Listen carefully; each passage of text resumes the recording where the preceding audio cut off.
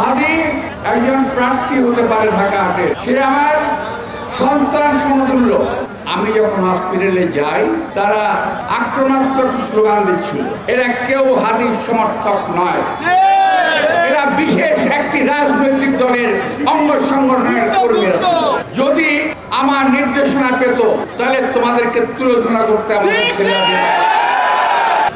স্নেহতুল্য স্নেহবাজন এই ছেলের উপরে আঘাত করাতে আমি মানসিকভাবেও অত্যন্ত বেশি ক্ষতিগ্রস্ত হয়েছি গতকাল।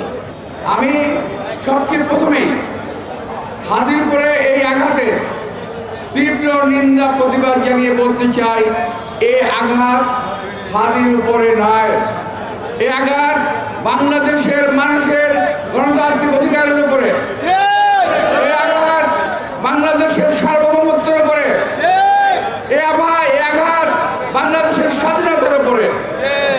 প্রিয় ভাইরা, এটাকে আমাদের প্রতিরোধ করতে হবে। এই অপশক্তির কালো হাত ভেঙে দিতে হবে, এদেরকে দাঁত ভাঙার জবাব দিতে হবে।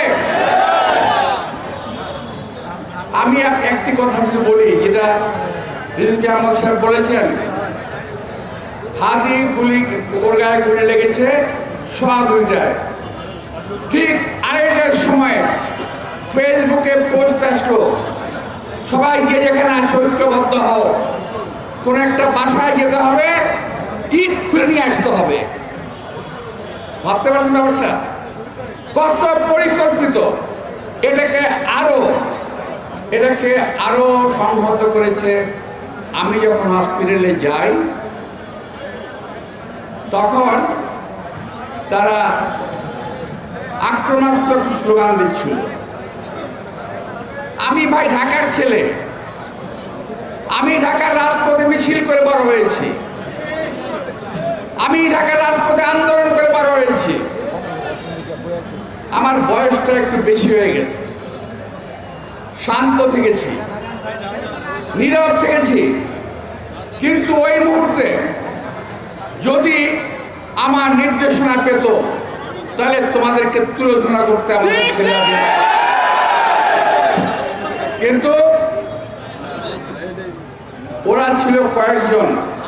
কিন্তু সবচেয়ে ইন্টারেস্টিং বিষয় হলো 150 থেকে 200 ছেলে, এরা কেউ হাদির সমর্থক নয়, এরা বিশেষ একটি রাজনৈতিক দলের অঙ্গ সংগঠনের কর্মীরা।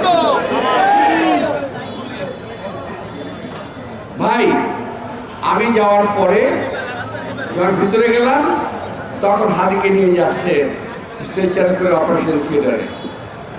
আমি অপেক্ষা করলাম, প্রায় 1 ঘন্টা বসে থাকলাম। এর মধ্যে কিছু বেয়াদব ছেলে পেলে অনেক বেয়াদবি করলো। যাই হোক, আমার সঙ্গে যারা আমার সিকিউরিটি ছিল, আমার লোকজন ছিল, তাদেরকে বললাম তোরা শান্ত থাকো, হসপিটালের ভিতরে যদি কোনো রকম ঝামেলা হয় সেটা চিকিৎসা ব্যাহত হবে, চিকিৎসা ব্যাহত করা যাবে না, ওকে বাঁচানোর ব্যবস্থা করতে হবে। আর যারা মার সৃষ্টি করেছিল তারা চেয়েছিল হাদি ওখানেই মারা যায়, আর আমরা চেয়েছি আল্লাহ তাকে বাঁচিয়ে তুলুন, সেরে তুলুন,